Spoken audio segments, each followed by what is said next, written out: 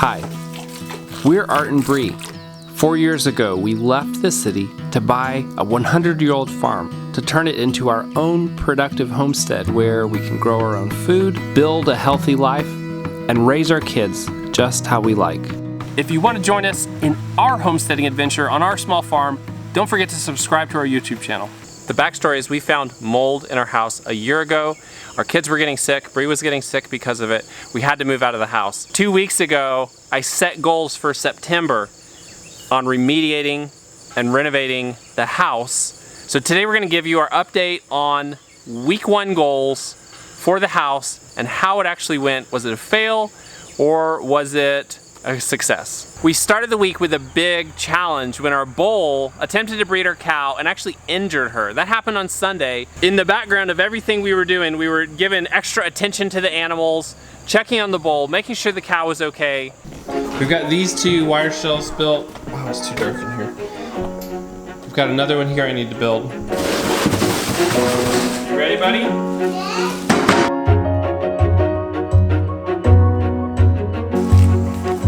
Can I tell you guys something funny? Did you know that kids are probably better at picking up trash than adults? They can be faster because you're closer to the ground. We made goals for the 4 weeks of September. The first week's goal this week that we just went through was getting everything out of the house. The second week was prepping for grading and digging out pipes and stuff.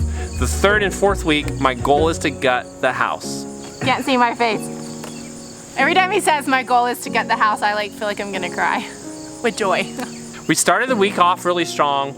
We got in the house and we threw a bunch of stuff out. Bree got in the house on Tuesday and removed a ton of stuff, and we started getting set up in the barn to have things organized down there just like we want them. I got some for oh, that's what I'm talking about. Yay. I got tons because we'll need them for sweet potatoes and for butternut squashes. Can you throw some more on top? Yeah. We're basically using these boxes for the same storage requirements that the grocery store uses these boxes for, which is just not smashing stuff into each other and having stuff laid out in a single layer. Oh no, pull that on. Without dropping the potatoes, set them in there. And we don't want them pushing hard against each other. If they're wet or soft, don't put them in. Or if they have big cracks like this, just leave them out. See that big crack?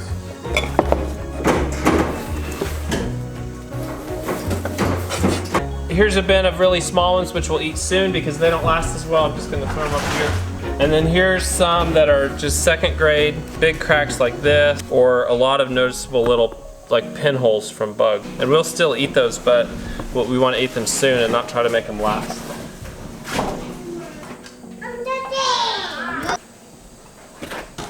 So what that does is add about 100, almost 150 square feet of space for just real light objects, furniture and stuff we can set up here so it doesn't clutter the barn below.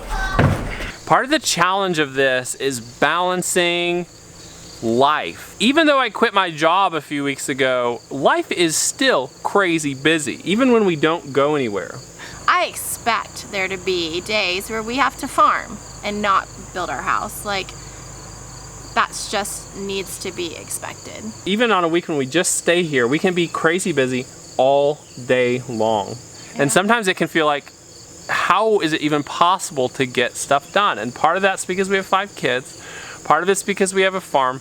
Part of it's because we're working on our business every day, we're editing a video. And part of it's just because that's how life is. It's gonna be full no matter what. I do think if you don't currently have kids in your house, or you've never had them, you don't really quite comprehend the insanity and constant demand. It is wonderful though.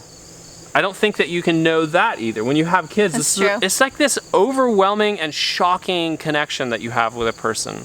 You just want to grab them and kiss them all over. On Tuesday, I really hit it hard in the house. I went in on Tuesday and I think the grace of God was just on me and I just plowed through it. And I just made hard decisions and I made them quick. And my family just served me that day, and that's how I was able to actually do that. I've got 2 giant bags of trash so far. I asked her to work in the back room first so I could get this big shelf to the barn, though I'm not sure if I can move it myself. And then this one down to the storage area in the barn. Found all this camera stuff of yours. Cool. Now that we're not in here, there's like mold growing all in the house. Our shoes are covered. Just certain things are just covered. So this is mentally exhausting. Probably many of you wonder, why didn't you do it a year ago? And we did a significant amount of work last winter. We filled up 2 dumpsters. Like 4 dumpsters. Yeah. Yeah. We did a significant amount of work last winter, but it gets honestly mentally exhausting to throw all your stuff away. And to also try to figure out what stuff can be cleaned, what stuff can't be cleaned, what stuff needs to be thrown away, what stuff do we not want. It's really it's a challenge. And so it's really hard today, but I think last winter I just got like to where I couldn't deal with this anymore, and it's even though now it's kind of like, oh, I wish I hadn't put it off, also see like why I needed a break last year. Yes, so much more to do. So I better get to work. All right, see ya. Arthur didn't require me to parent that day, and it was really amazing how much I accomplished without interruption. You worked about 7 straight hours. Yeah, that day. it was good. You put a ton of trash in bags. We put the bags in the dumpster, and you put a ton of stuff organized in bins. Yep, got her done. But that's the easy part. The hard part was thinking through every single item. What's trash? What should be saved? Do I even want to save it? Is this worth my time to deal with it? So it felt good. At the end of that day, I just felt like, oh my goodness, this is amazing. We're doing it. Oh, thank you. It's ready. I need you to go through a few papers to make sure or to tell me if I can throw them away or not. So you got both those shelves empty? Yeah. And all the bookshelves are empty as well? Yeah. Okay, great job. So it looks like you got a bunch of trash laid out for me, and then all this is going to the barn. Yeah, all that goes to the barn. And I've already thrown away a bunch of stuff too, besides what's just in here. So. Great work. How long have you been up here for? I don't know. I don't even know what time it is. Probably 5 hours. 6 o'clock. Oh, 7 hours. I'm gonna keep working because I'm in the middle of one thing that I'd like to finish before I'm done for the day. Wednesday we hit a speed bump because we were exhausted from our weekend. I had a list, just a crazy long list of things to do, which included getting ducks from our friends, working on the house, getting Bree in the house and working on the house, setting up the cows. I called and talked to my friend and said, hey look, I know we paid for these ducks, I know you raised them for us, can you please just butcher them and keep them and give us 1 carcass? So that day, we ended up realizing we just needed to take the day off because we were so busy on Sunday. And so we actually went to our friend's house, helped them kill ducks, hung out with them into the evening. And had a nice meal together, and it was exactly what we needed. It was perfect, and that's really what we needed to do, but it was a setback in getting my goal this week done because I had planned on working all day that day. Feeding the soul, to me, means that there'll be less setbacks in the future. Get in your seat while they're getting going. Y'all have a great time. See ya. Bye, What time do you think you'll be back? We're gonna have dinner with your parents, so it'll be bedtime.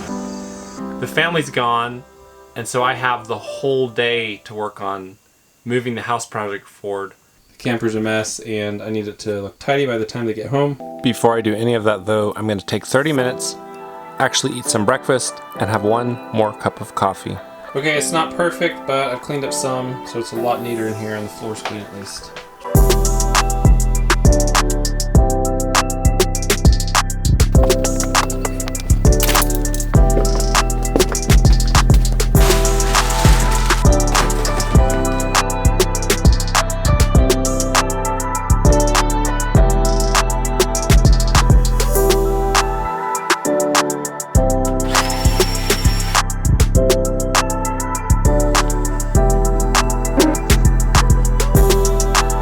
These metal beds won't even fit out the door unless they're disassembled, so I've got to take those apart.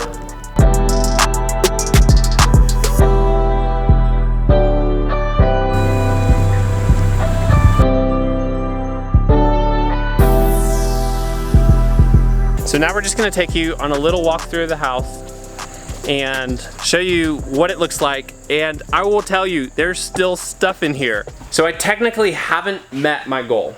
And that's the reality. I wanted this house to be completely empty.